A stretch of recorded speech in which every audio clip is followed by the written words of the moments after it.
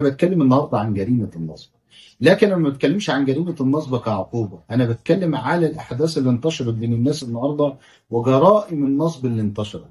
يعني ممكن واحد ياخد منك فلوس على اساس ان هو يشغلها لك او يدخلها في مشروع وينصب عليك فيها.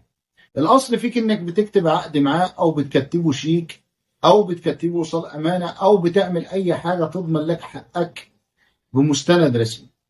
طيب النهارده انا بتكلم بقى لو انت ما عملتش الاشياء اللي تثبت لك حقك، لا كتبته على عقد، لا مضى لك على عقد، لا كتب لك شيك ولا كتب لك ايصال امانه، وما معكش ورقه واحده تثبت بيها حقك. طب انا اعمل ايه في الحاله ديت؟